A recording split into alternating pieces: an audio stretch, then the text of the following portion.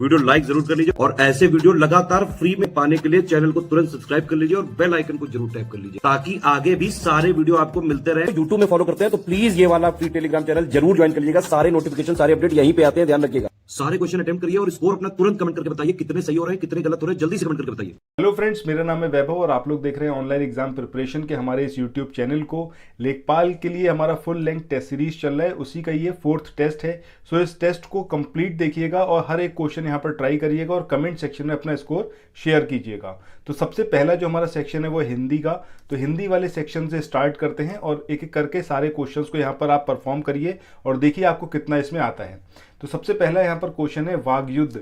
ये जो शब्द है इसमें किस प्रकार का तत्पुरुष समास है? ये कर्म तत्पुरुष समास है, करण तत्पुरुष है, संप्रदान है या फिर ये अधिकरण है? तो इसका आंसर यहाँ पर आपको बताना है कि क्या इसका आंसर रहेगा। तो इसका जो सही आंसर है वो क्या होगा आपका करण तत्पुरुष समास, यानी कि सेकंड वन जो होगा वो यहाँ पर इसका सही आंसर होगा। इसके बाद आगे चले अगले क्वेश्चन पे। अगला क्वेश्चन यहाँ पर गिवन है, इनमें से कौन सा शब्द द्विगु समास का उदाहरण है? अब ये भुजदंड है, माखन चोर है, भला बुरा है या फिर ये चतुर्भुज है? तो सही आंसर क्या होगा इसका 4th वन, यानी कि चतुर्भुज। अच्छा, द्विगु समास में आपको पता होगा कि इसमें संख्यावाचक विशेषण होता है। जो पूर्व पद होता है वो कैसा होता है आपका संख्यावाचक विशेषण, उसी को क्या बोला जाता है द्विगु समास। अब जैसे यहाँ पर था आपका चतुर्भुज यानी कि 4 भुजाओं का समूह, तो इसमें जो पहला पद है वो कैसा है संख्यावाचक है, इसलिए कैसा है आपका द्विगु समास है। इसके बाद अगले क्वेश्चन की बात करें, यहाँ पर आपको युग्म दिया हुआ है या फिर हम कहें तो दो आपको ये सूची दे रखी है, एक तरफ शब्द है और दूसरी तरफ उसका पर्यायवाची। तो आपको बताना है कि कौन सा सुमेलित नहीं है। पहला है चंद्र, तो ये कलानिधि दिया हुआ है। चोर में कुंभिल दिया हुआ है। यमुना की बात करें तो अर्कजा दिया हुआ है। नदी की बात करें तो तरणी दिया हुआ है। सो पहला यहाँ पर चंद्र का कलानिधि एकदम सही है, आपको पहले से पता भी होगा। चोर की बात करें इसका इंपॉर्टेंट है, याद रखिएगा कुंभिल होता है। वहीं यमुना की बात करें तो अर्कजा, ये भी यहाँ पर करेक्ट है।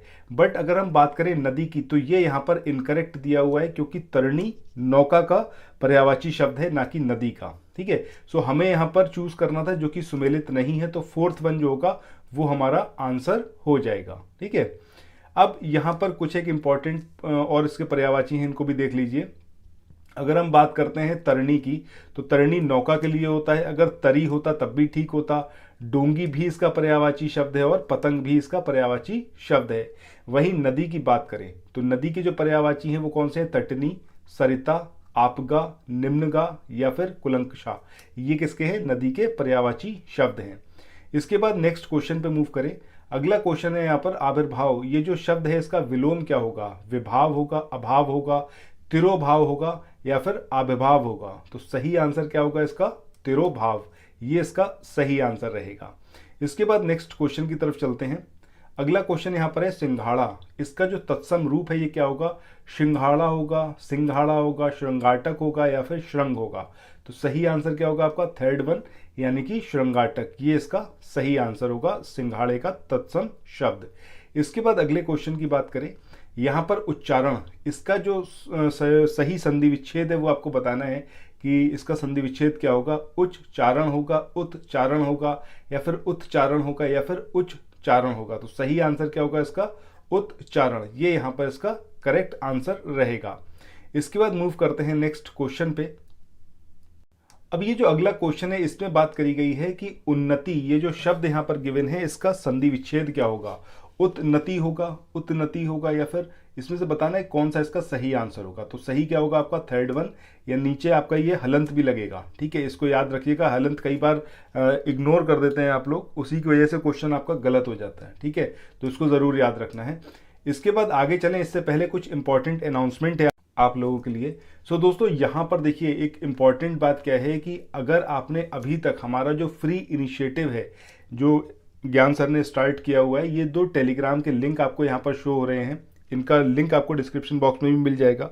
ठीक है, अब पहला वाला जो लिंक है ये आपका टेलीग्राम पर पूरा एक ग्रुप बनाया हुआ है जिसमें आपका लेखपाल की क्विज चलती है, फ्री ऑफ कॉस्ट है, कुछ भी यहाँ पर आपको पे नहीं करना है इसके लिए।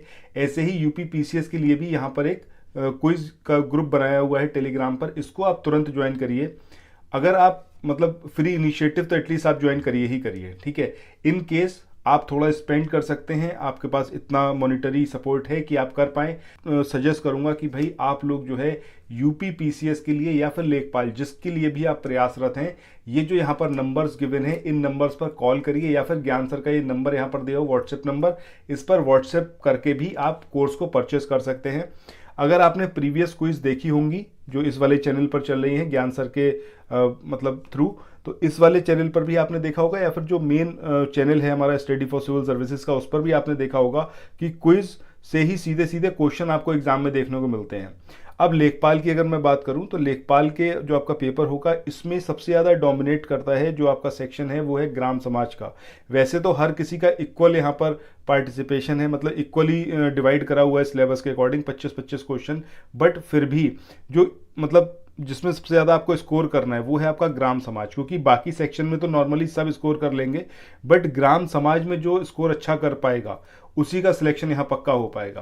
तो अगर आपने प्रीवियस वीडियोस में क्वेश्चंस का लेवल देखा हुआ है तो आपको समझ में आएगा कि अगर उस तरीके के क्वेश्चन आते हैं तो सिर्फ वही लोग यहाँ पर अटेम्प्ट कर पाएंगे जिन्होंने पेड कोर्स खरीदा होगा स्टडी फॉर सिविल सर्विसेज का। इसीलिए मैं आपको सजेस्ट कर रहा हूँ, तो अगर आप कर सकते हैं तो आप तुरंत उसको परचेस करिए। ये जो नंबर्स है इस पर कॉल करिए, या फिर ज्ञान सर को आप व्हाट्सएप करके भी इसके बारे में पूरा जानकारी ले सकते हैं। ठीक है, सो यहाँ पर अब हमारा नेक्स्ट क्वेश्चन जो है क्वेश्चन नंबर 8 इसमें है जिसकी दाढ़ी मूछ नहीं निकली हो उसके लिए जो एक शब्द है वो क्या होगा? अमोद होगा, अजात स्मर्श होगा, अंत्यज होगा, या फिर कूप मंडूक। तो सही आंसर क्या होगा आपका? अजात स्मर्श। अच्छा, पूरे इस क्विज में जहां जहां मैं आपसे क्वेश्चन पूछूं उस क्वेश्चन का भी आप आंसर कमेंट सेक्शन में जरूर करिएगा, इससे पता चलेगा आप कितना सीरियस हैं अपने आगामी परीक्षाओं के लिए। ठीक है, सो इसके बाद नेक्स्ट क्वेश्चन की तरफ चले। अगला जो यहाँ पर क्वेश्चन है ये है आपका जो धरती फोड़कर जन्मता हो उसके लिए जो एक शब्द है वो क्या होगा? उद्भीज होगा, स्वयंभू होगा, भूजन्म होगा, या फिर द्विज होगा। तो सही आंसर क्या आएगा आपका? उद्भीज। उद्भीज का मतलब क्या है कि जो धरती फोड़कर जन्मता हो उसके लिए जो एक शब्द है वो क्या होगा? उद्भीज। इसके बाद नेक्स्ट क्वेश्चन पे चलें। अगला क्वेश्चन जो यहाँ पर है वो है आपका कलम तोड़ना। ये जो मुहावरा है इसका अर्थ क्या है? गुस्सा करना, बढ़िया लिखना, मुकदमा खारिज करना, या फिर इनमें से कोई नहीं। तो सही आंसर क्या आएगा आपका? बढ़िया लिखना। ये अर्थ है इस मुहावरे का, यानी कि कलम तोड़ने का। इसके बाद आगे चलें नेक्स्ट क्वेश्चन पे। अगला क्वेश्चन है निम्नलिखित में से एक वाक्य अशुद्ध है, अब वो कौन सा है? पहला है मोहन गेहूं पिसवाने चक्की पर गया है। दूसरा है निर्दय व्यक्ति से मित्रता नहीं करनी चाहिए। तीसरा है उसके घर के पास एक मिठाई की दुकान है। और चौथा है उपर्युक्त कथन असत्य है। तो यहाँ पर थर्ड वन ये आपका अशुद्ध वाक्य है, क्योंकि उसके घर के पास मिठाई की एक दुकान है ये होना चाहिए था। एक मिठाई की दुकान का मतलब यहाँ पर गलत है। ठीक है, सो सही आंसर क्या होगा इसका, या फिर सही वाक्य क्या होगा कि उसके घर के पास मिठाई की एक दुकान है, ना कि एक मिठाई की दुकान है। तो बड़ा भारी अंतर है दोनों ही सेंटेंसेस में, अगर आपने गौर करा होगा तो आपको समझ में आई होगी बात। इसके बाद अगला क्वेश्चन है, यहाँ पर एक वाक्य दिया हुआ है, इसका शुद्ध रूप आपको बताना है। वाक्य क्या है कि इस समय आपकी आयु 40 वर्ष की है। तो इसके जो सही रूप होगा वो क्या होगा? पहला, इस समय आपकी आयु 40 है। दूसरा, इस समय आपकी अवस्था 40 वर्ष की है। तीसरा, इस समय आपकी आयु 40 की है। और चौथा, कोई नहीं। तो सही आंसर क्या होगा आपका? सेकंड वन, यानी कि इस समय आपकी अवस्था 40 वर्ष की है, ये यहाँ पर करेक्ट होगा। इसके बाद मूव करते हैं नेक्स्ट क्वेश्चन पे। अगला क्वेश्चन यहाँ पर गिवन है निम्नलिखित शब्दों में स्त्रीलिंग शब्द को आपको चुनना है, वो कौन सा है? चित्र है, उरोज है, विस्तार है, या फिर गणना। तो सही आंसर क्या होगा? गणना जो है वो यहाँ पर सही होगा, क्योंकि इसका मतलब ये कैसा है आपका एक स्त्रीलिंग शब्द है। ठीक है, इसके बाद मूव करते हैं नेक्स्ट क्वेश्चन पे। अगला क्वेश्चन यहाँ पर गिवन है निम्न में से एक शब्द की वर्तनी अशुद्ध है, वो अधीन है, अंतर्ध्यान है, जागृत है, या फिर सन्यासी। तो यहाँ पर आप देखें अधीन की बात करें, अंतर्ध्यान की बात करें, या फिर सन्यासी की, तो इन तीनों की ही यहाँ पर वर्तनी शुद्ध है, जबकि जागृत की यहाँ पर गलत है। अब इसकी जो सही वर्तनी होगी वो क्या होगी आपकी? जागृत। ठीक है, ये आपको याद रखना है। राज नीचे इस तरीके से नहीं लगेगा, इस तरीके से लगेगा, या फिर अगर जागृति लिखा होता तब भी यहाँ पर ठीक होता। ठीक है, इसके बाद मूव करते हैं नेक्स्ट क्वेश्चन पे। अगला क्वेश्चन यहाँ पर गिवन है इनमें से एक शब्द की वर्तनी शुद्ध है, अब वो कौन सा है? प्रवर्तनीय है, पारंगक है, वही रंग है, या फिर ये सृजन है। तो सही आंसर क्या होगा आपका? सृजन, यानी कि फोर्थ वन जो है वो यहाँ पर सही होगा। जबकि अगर हम प्रवर्तनीय की बात करें तो इसका सही रूप ये होगा वही रंग, वहाँ पर पेट चिरा बा नहीं होगा, ये इस तरीके से होगा, ठीक है, मतलब पेट चिरा वाला होगा, वहाँ पर बिना पेट चिरा वाला था। इसके बाद पारंगक नहीं होता, पारंगत होता है। तो इस तरीके से इसको याद रखिएगा, इंपॉर्टेंट है काफ़ी। इसके बाद नेक्स्ट क्वेश्चन की तरफ चलें। अगला क्वेश्चन यहाँ पर है कि राम की किताब श्याम का घर वाक्य में कौन सा कारक है? संबंध कारक है, अपादान है, संप्रदान है, या फिर अधिकरण कारक है? राम की किताब या फिर श्याम का घर। अब इसमें क्या इसके अंदर रिप्रेजेंट हो रहा है? संबंध की राम की किताब, ठीक है, मतलब किताब किसकी? राम की। तो ये क्या है? संबंध बताने वाली बात है। ऐसे ही श्याम का घर, तो इसमें कौन सा? संबंध कारक। इसके बाद आगे चलें। अगला क्वेश्चन है, निम्न में से कौन सा शब्द एक वचन है? प्राण है, लोग है, आंसू है, या फिर लता। तो यहाँ पर हम बात करें प्राण की, लोग या फिर आंसू, तो ये कैसे हैं? आपके बहुवचन वाले हैं। जबकि अगर लता की बात करेंगे तो इसका बहुवचन क्या होता है? लताएं होता है। यहाँ पर आपको एक वचन वाला चुनना था, तो लता यहाँ पर सही आंसर आएगा। इसके बाद अगले क्वेश्चन की बात करें। अगला क्वेश्चन यहाँ पर है, निम्न में से कौन सा पर्यायवाची युग्म सुमेलित नहीं है? सुधा, पीयूष, कृतज्ञ, कृतघ्न, तरुणी, प्रमदा, कुवलय, इंदिवर। तो सही आंसर क्या होगा आपका? सेकंड वन, क्योंकि बाकी ये तीनों ही, चाहे सुधा पीयूष की बात करें, तरुणी प्रमदा की बात करें, कुवलय इंदिवर की बात करें, ये एकदम करेक्ट है। जबकि कृतज्ञ और कृतघ्न ये कैसा है? आपका अपोजिट है, यानी कि विलोम वाले हैं, ये पर्यायवाची नहीं है। इसके बाद अगले क्वेश्चन की बात करें। उसने अपनी कमाई का अधिकांश भाग व्यर्थ गवा दिया। इस वाक्य में वाक्य का शुद्ध रूप होगा वो क्या होगा? कि उसने अपनी कमाई का अधिकतर भाग व्यर्थ गवा दिया, या फिर उसने अपनी कमाई का अधिकांश गवा दिया, या फिर उसने अपनी कमाई का अधिकांश भाग व्यर्थ में गवा दिया, या फिर कोई नहीं। तो सही आंसर क्या होगा? उसने अपनी कमाई का अधिकांश गवा दिया। अधिकांश और भाग दोनों एक साथ नहीं आएंगे, क्योंकि अधिकांश का मतलब ही क्या है कि मतलब काफ़ी अंश जो है उसने गवा दिया, तो ये रिपीटेड मोड में हो जाएगा। तो इसलिए यहाँ पर कभी भी आपको ऐसा दिखे कि अधिकांश के साथ में भाग दिया हो तो वो गलत है, ठीक है। इसके बाद अगले क्वेश्चन की बात करें। यहाँ पर दिया हुआ है करपट, ये जो है इसका तद्भव रूप कौन सा होगा? कपाट होगा, कारपेट होगा, कपूर होगा, या फिर कपड़ा। तो सही आंसर क्या है? कपड़ा। कपड़े का ही जो तत्सम रूप होता है वो क्या होता है? आपका करपट, ठीक है। इसके बाद मूव करते हैं नेक्स्ट क्वेश्चन पे। तो नेक्स्ट क्वेश्चन के लिए आपको जाना पड़ेगा इस पूरे एक आर्टिकल पर, ठीक है। अब इस गद्यांश को मैं आपके लिए एक बार रीड कर रहा हूँ, इसको ध्यान से सुनिएगा और मेरे साथ ही इसको पढ़ते रहिएगा। इसका बेस्ड ही आगे आपको क्वेश्चन देखने को मिलेंगे। अब यहाँ पर गद्यांश क्या है कि विदेश मंत्री एस जयशंकर ने चीन के रवैये को लेकर जो चिंता और नाराजगी जताई है वह बेवजह नहीं है। पिछले 2 वर्षों में तो चीन ने सारी हदें पार कर दी। सीमा पर शांति बनाए रखने के लिए नए पुराने सभी समझौतों की धज्जियां उड़ाते हुए गलवान जैसे गंभीर विवाद खड़े कर दिए। आखिर कौन भूल सकता है कि चीनी सैनिकों ने सीमा का उल्लंघन करते हुए भारतीय जवानों पर हमला कर दिया था और हमारे 24 जवान शहीद हो गए थे। लेकिन अब ज्यादा चिंता की बात यह है कि चीन गलवान विवाद को खत्म करने के बजाय और बढ़ाने पर ही तुला है। अब तक 13 दौर की वार्ताओं में उसके रवैये से यही सामने आया है। ऐसे में भारत का चिंतित होना लाजमी है और वह अपनी सुरक्षा के लिए हर संभव कदम भी उठाएगा। म्यूनिख सुरक्षा सम्मेलन में विदेश मंत्री ने 2 टूक शब्दों में दुनिया को कहा कि चीन किसी भी समझौते को नहीं मान रहा है और उसी का नतीजा है कि दोनों देशों के बीच रिश्ते बेहद खराब हो गए हैं। इसी महीने मेलबर्न में क्वाड देशों के विदेश मंत्रियों के सम्मेलन और ऑस्ट्रेलिया के विदेश मंत्री के साथ द्विपक्षीय वार्ता में भी भारत ने यही बात कही थी। चीन अक्सर ही ऐसी हरकतों को अंजाम देने में जरा नहीं हिचकता जो भारत को उकसाने वाली होती हैं। याद करें, लद्दाख में वास्तविक नियंत्रण रेखा के करीब हजारों सैनिकों को तैनात कर उसने मोर्चाबंदी शुरू कर दी। पिछले साल अगस्त में बड़ी संख्या में चीनी सैनिकों ने उत्तराखंड के बाड़ाहोती सेक्टर में घुस आए थे वो, और 3 घंटे तक वहां तोड़फोड़ करते रहे। अरुणाचल प्रदेश से लगती सीमा पर भी ऐसी घटनाएं आम हैं। वह चाहता है कि जवाबी कार्रवाई में भारत कुछ करे और फिर विवाद खड़े हों। गौरतलब है कि गलवान विवाद से पहले लगभग 4.5 दशक तक भारत चीन सीमा पर शांति बनी रही थी। पिछले 2 दशकों में चीन जिस तेजी से विस्तारवादी नीतियों पर बढ़ चला है, वह भारत से लगती लगभग 4000 किलोमीटर लंबी सीमा पर ऐसी ही गतिविधियां जारी रखे हुए है जिन पर भारत को सख्त ऐतराज रहा है। सीमा पर शांति बनी रहे, इसके लिए भारत और चीन के बीच में 1996 में समझौता हुआ था।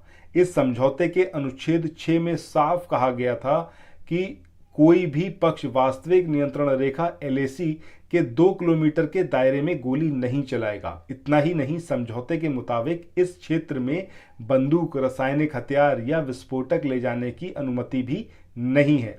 इसके अलावा 2013 में किए गए सीमा रक्षा सहयोग करार में साफ कहा गया था कि यदि दोनों पक्षों के सैनिक आमने सामने भी आ जाते हैं तो वे बल प्रयोग, गोलीबारी या सशस्त्र संघर्ष नहीं करेंगे। लेकिन इन समझौतों को धता बताते हुए उसने गलवान की घटना को अंजाम दिया।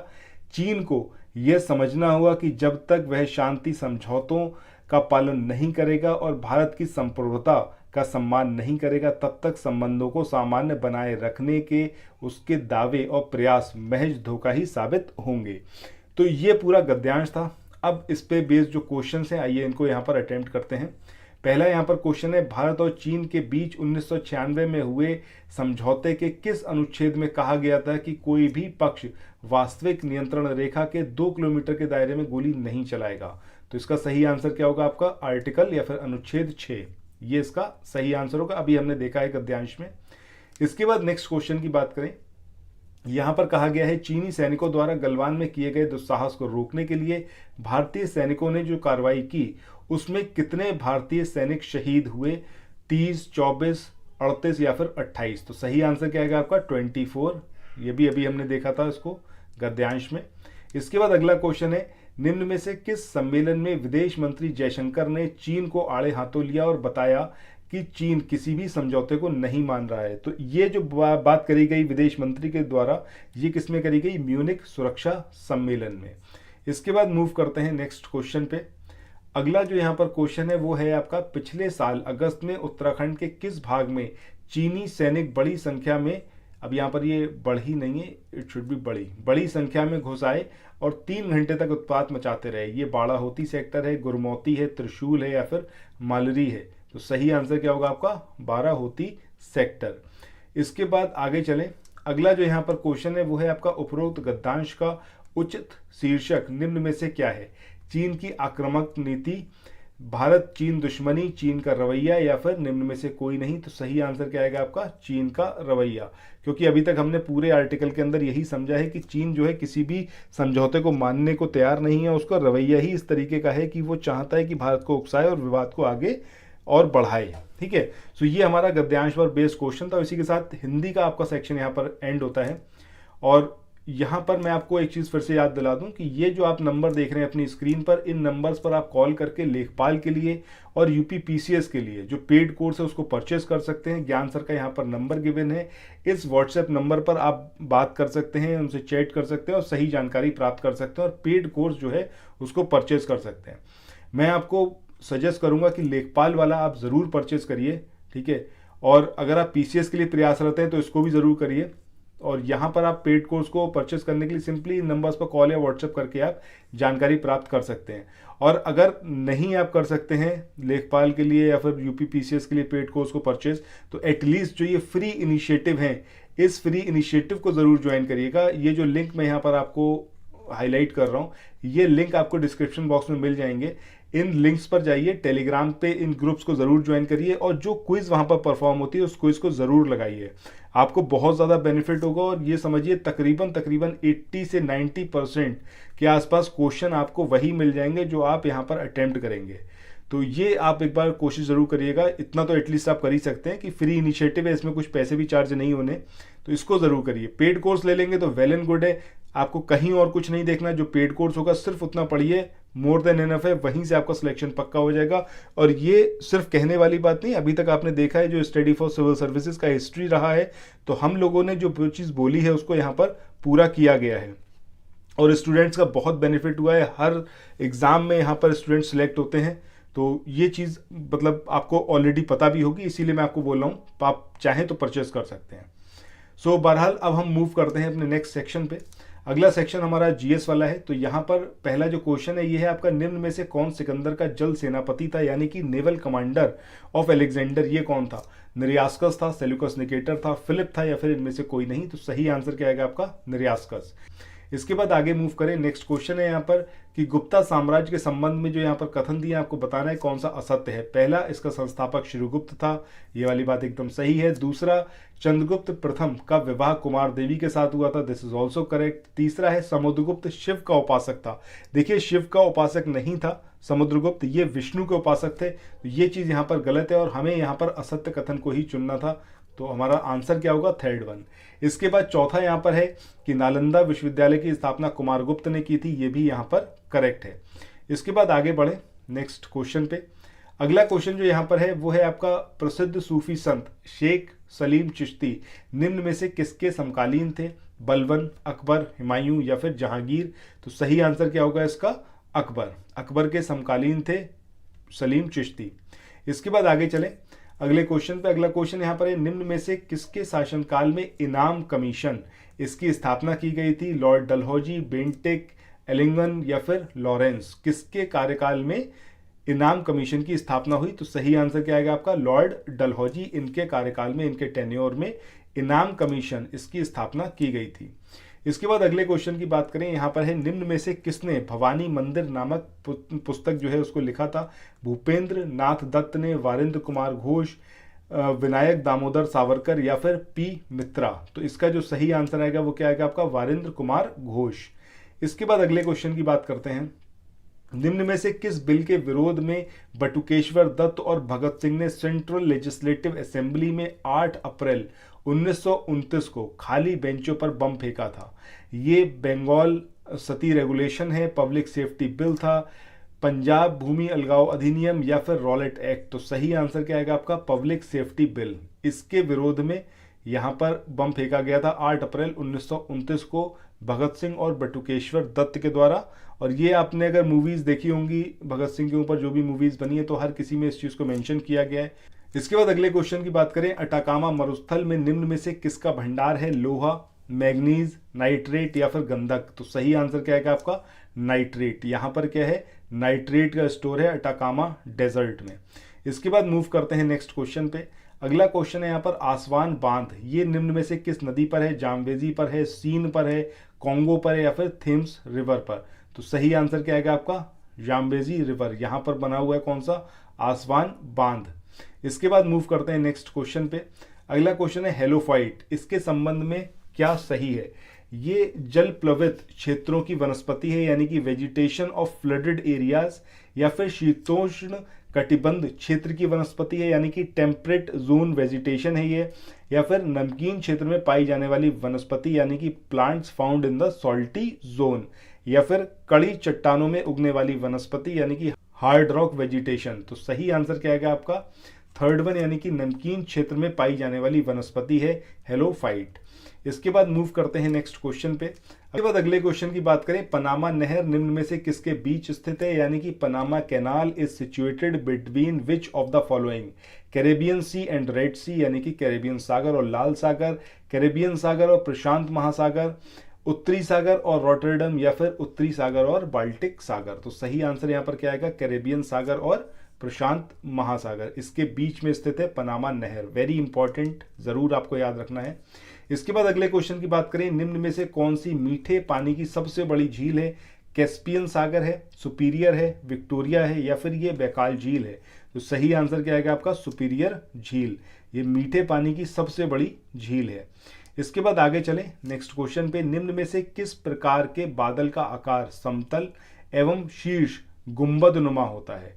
स्तरीय बादल, कपासी बादल, पशाब बादल, या फिर इनमें से कोई नहीं? तो लोब्ड क्लाउड जो होते हैं, यानी कि पशाब बादल जो होते हैं, ये इसका सही आंसर आएगा। इनमें जो बादल का आकार होता है वो समतल होता है और शीर्ष जो है वो कैसा होता है? गुंबद नुमा होता है। गिवन है वो है आपका, निम्न में से कौन सी पंचवर्षीय योजना पीसी महालनोबिस मॉडल पर आधारित है? पहली, दूसरी, तीसरी, या फिर ये है चौथी? तो सही आंसर यहाँ पर क्या होगा आपका? जो दूसरी पंचवर्षीय योजना है ये पीसी महालनोबिस मॉडल पर बेस्ड थी। इसके बाद आगे मूव करते हैं नेक्स्ट क्वेश्चन पे। अगला क्वेश्चन यहाँ पर है कि निम्न में से किस वर्ष क्षेत्रीय ग्रामीण बैंक स्थापित किए गए 1971 में, 72 में, 73 में या फिर 75 में? तो सही आंसर क्या आएगा? 1975। ये जो क्षेत्रीय ग्रामीण बैंक थे इनकी स्थापना कब से हुई? 1975 में। अच्छा, कमेंट सेक्शन में आप लोग ये बताइएगा कि जो नाबार्ड है, ठीक है, नाबार्ड की स्थापना किस वर्ष की गई, ये कमेंट सेक्शन में बताइएगा। साथ ही नाबार्ड का जो हेडक्वार्टर है, ये हेडक्वार्टर कहाँ पर है, ये भी कमेंट सेक्शन में बताइएगा। इसके बाद आगे चलें अगले क्वेश्चन पे। यहाँ पर बात करी गई है लाल रक्त कणिकाओं का जीवन काल कितना होता है, यानी कि रेड ब्लड सेल्स जो होती हैं इनका जो लाइफ स्पैन होता है कितना होता है? 20 से 100 दिन होता है, 100 से 120 होता है, 20 से 120 दिन होता है, या फिर ये 50 से 90 दिन होता है? तो सही आंसर क्या आएगा आपका? 20 से 120 दिन। इसके बाद नेक्स्ट क्वेश्चन की बात करते हैं। अगला क्वेश्चन है, निम्न में से किस बीमारी से तंत्रिका तंत्र यानी कि जो आपका नर्वस सिस्टम है वो इफेक्ट होता है? ये हर्पीज है, रेबीज है, ट्रैकोमा है या फिर एड्स है? तो सही आंसर क्या आएगा आपका? रेबीज। जो अटैक करता है इसका वायरस कहाँ पर करता है? जो नर्वस सिस्टम होता है। अच्छा, कमेंट सेक्शन में ये बताइएगा कि ट्रैकोमा, हर्पीज और एड्स ये कौन से बॉडी पार्ट को इफेक्ट करते हैं या फिर इनका इफेक्ट हमारी बॉडी पर कहाँ पर होता है? ये कमेंट सेक्शन में आप लोगों से एक्सपेक्टेड है। इसके बाद अगले क्वेश्चन की बात करें। यहाँ पर आपको समाधि स्थल और उससे संबंधित व्यक्ति का युग्म दिया हुआ है, आपको बताना है कि कौन सा यहाँ पर गलत है। पहला है शांतिवन, इंदिरा गांधी का। दूसरा है यहाँ पर कर्मभूमि, ज्ञानी जैल सिंह। समता स्थल, इसको आपको जगजीवन राम यहाँ पर दिया हुआ है। और वीर भूमि की बात करें तो राजीव गांधी। तो यहाँ पर देखिए जो सही हमारा आंसर होगा वो क्या होगा आपका? कर्मभूमि यानी कि ज्ञानी जैल सिंह। ये यहाँ पर इनकरेक्टली गिवन है, ठीक है। बाकी जो यहाँ पर दे रखा है वो सब सही है। सो यहाँ पर हम बात करें कर्मभूमि की, तो ये जो यहाँ पर कर्मभूमि समाधि स्थल है ये ज्ञानी जैल सिंह का नहीं है, ये है आपका शंकर दयाल शर्मा का, ठीक है। ये चीज़ें आपको याद रखनी चाहिए, ये भी काफ़ी इंपॉर्टेंट है। इसके बाद अगर हम बात करें ज्ञानी जैल सिंह, तो इनका समाधि स्थल है, इसको क्या बोला जाता है? इसको बोला जाता है आपका एकता स्थल, ठीक है। ये दोनों ही चीज़ें यहाँ पर आपको याद रखनी चाहिए, ठीक है। इसके बाद मूव करते हैं नेक्स्ट क्वेश्चन पे। अगला क्वेश्चन यहाँ पर है, रैम की गणना निम्न में से किससे की जाती है? बाइट से, मेगाबाइट से, गीगाबाइट से या फिर बिट्स से? तो सही आंसर क्या होगा आपका? मेगाबाइट। मेगाबाइट से किसकी गणना की जाती है? रैम की, यानी कि रैंडम एक्सेस मेमोरी। इसके बाद अगले क्वेश्चन की बात करें, HTML इसका जो पूर्ण रूप है वो क्या है? हाइपर टेक्स्ट मार्कअप लैंग्वेज, यानी कि पहला वाला जो है वो यहाँ पर सही हो जाएगा हमारा, हाइपर टेक्स्ट मार्कअप लैंग्वेज। ये किसका फुल फॉर्म है? HTML का। इसके बाद आगे चलते हैं नेक्स्ट क्वेश्चन पे। सो अगला क्वेश्चन जो यहाँ पर गिवन है वो है आपका, निम्नलिखित में से किस योजना के तहत कर्नाटक के मुख्यमंत्री ने बेंगलुरु शहर में बुनियादी ढांचा प्रदान करने के लिए 8,409 करोड़ रुपए का निवेश करने का वादा किया है? अब ये कौन सी स्कीम है? कश्मीर 100 नागरिक मेगा सिटी रिवॉल्विंग फंड या फिर अमृत नगरोत्थम या फिर आपका DBFOT मॉडल? तो सही आंसर क्या होगा आपका? अमृत नगरोत्थान। ये जो है स्कीम है जिसके तहत बेंगलोर शहर का बुनियादी ढांचा प्रदान करने के लिए उसको 8,409 करोड़ रुपए का निवेश करने का वादा किया। कहाँ पर?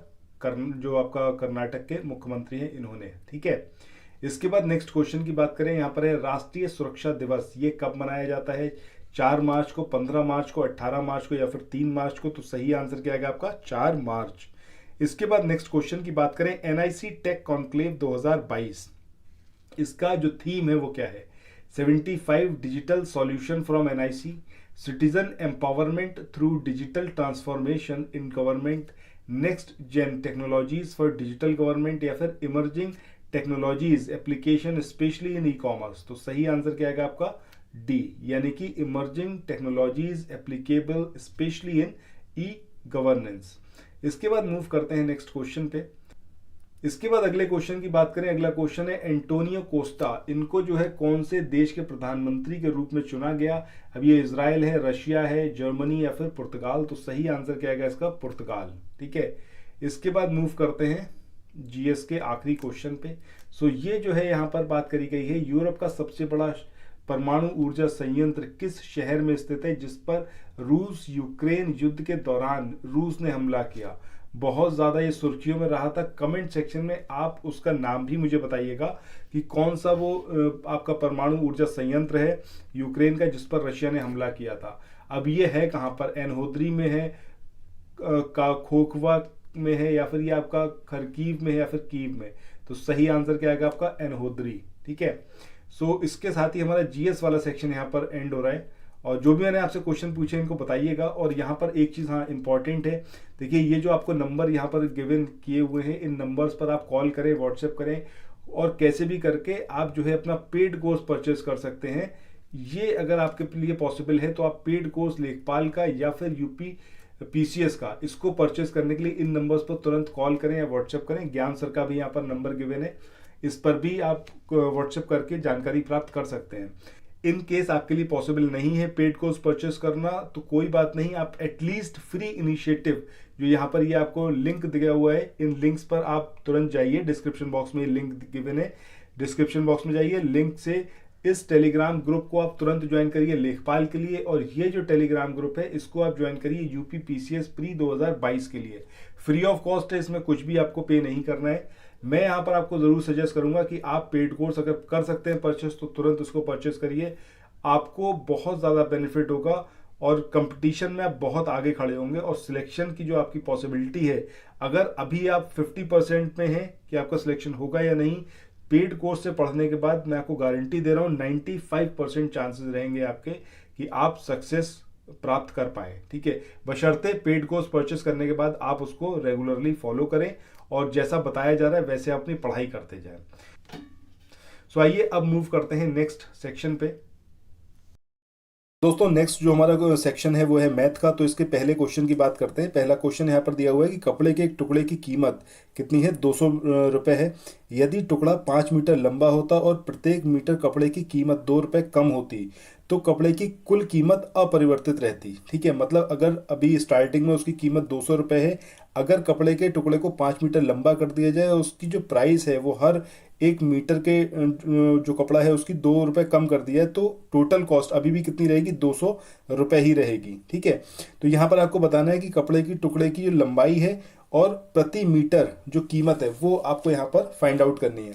तो देखिए इसको सॉल्व करने का सिंपल सा तरीका क्या है, सबसे पहले अगर आपने मान लिया कि जो कपड़े की टुकड़े की लंबाई है वो कितनी है, x मीटर है। ठीक है, तो स्टार्टिंग में जो पर मीटर कॉस्ट रहेगी वो कितनी रहेगी, टोटल कॉस्ट अपॉन जो आपका टोटल कपड़े की लंबाई है। ये तो हो गई आपका जो पहली स्टेज है, यानी कि इनिशियली जो पोजीशन है।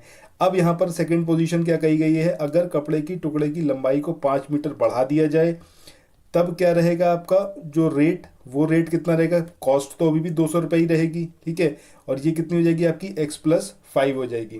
ठीक है, अब यहाँ पर आपका नया रेट आ गया, ये पुराना रेट दिया हुआ है, दोनों का जो डिफरेंस है वो कितना है, 2 रुपये है। ठीक है, यानी कि 200/x माइनस 200/x+5, ये किसके बराबर हो जाएगा आपका, 2 रुपये के बराबर हो जाएगा। यहाँ से आप x की वैल्यू फाइंड कर लीजिए, x की वैल्यू फाइंड हो जाएगी तो आपका जो कपड़े के टुकड़े की लंबाई है वो पता चल जाएगी और प्रति मीटर की जो कीमत है वो भी फाइंड आउट हो जाएगी। तो आंसर क्या आएगा आपका, 20 मीटर और 10 रुपये प्रति मीटर। इसके बाद नेक्स्ट क्वेश्चन की बात करते हैं। अगला क्वेश्चन है, यदि किसी पुस्तक की कीमत या फिर उसका मूल्य जो है 5 रुपये कम कर दिया जाए तो एक व्यक्ति जो है वो 300 रुपये में 5 और किताबें खरीद सकता है। तो पुस्तक का जो वास्तविक मूल्य है वो आपको यहाँ पर फाइंड आउट करना है। तो सबसे पहले यहाँ पर आप क्या करेंगे कि ओरिजिनल जो बुक की प्राइस है या जो कीमत है वो आपने मान ली कितनी है, x है। ठीक है, अब वहाँ पर क्या कह रहा है कि 300 रुपये में वो कितनी किताबें खरीदेगा, अगर x कीमत की एक किताब होगी तो 300 रुपये में कितनी किताबें खरीदेगा, 300/x। ये आ गई पहली पोजीशन। प्रीवियस क्वेश्चन की तरह ही इसको सॉल्व करना है। आगे क्या होगा कि अगर जो प्राइस है प्रत्येक बुक की वो कितनी, 5 रुपये कम कर दी जाए, तब वो 300 रुपये में कितनी किताबें खरीदेगा, 300/x-5।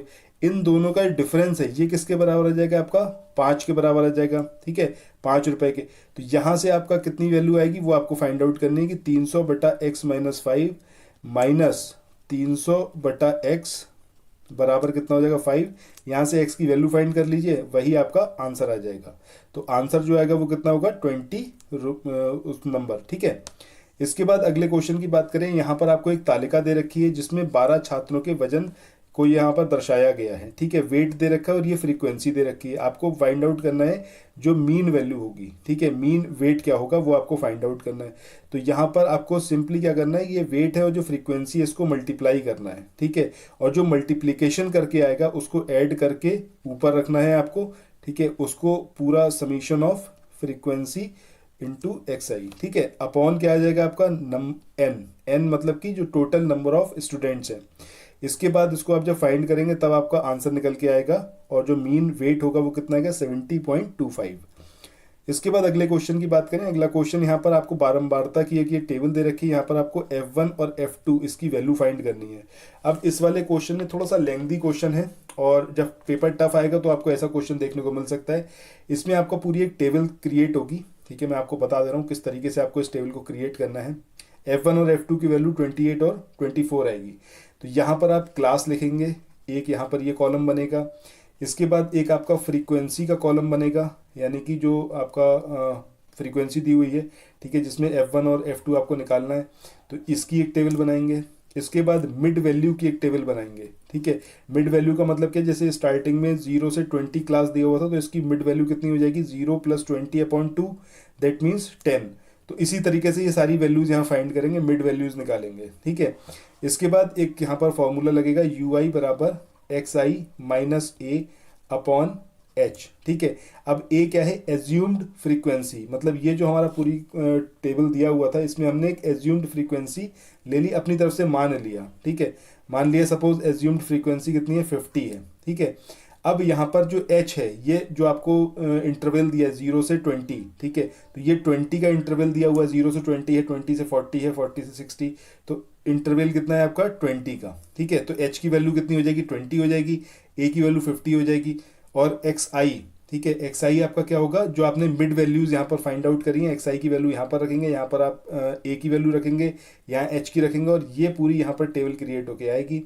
इसके बाद आपको सिंपली जो ये Fi दिया हुआ है, यानी कि जो फ्रीक्वेंसी है, फ्रीक्वेंसी को UI से मल्टीप्लाई करना है, Fi UI की एक यहाँ पर ये टेबल क्रिएट करेंगे। जब ये पूरी टेबल क्रिएट हो जाएगी तब उसके बाद आपको क्या करना रह जाएगा कि जो आपका n है, ठीक है, नंबर के इक्वल टू कितना हो जाएगा Fi इक्वल टू 120, ये आपको क्वेश्चन में गिवन था, ठीक है। फ्रीक्वेंसी का समीशन कितना गिवन था 120। इसके अलावा एक जो आपने अभी Fi और UI का मल्टीप्लिकेशन निकाला है, ये जो भी निकल के आएगा इसको यहाँ पे रखना है, ठीक है।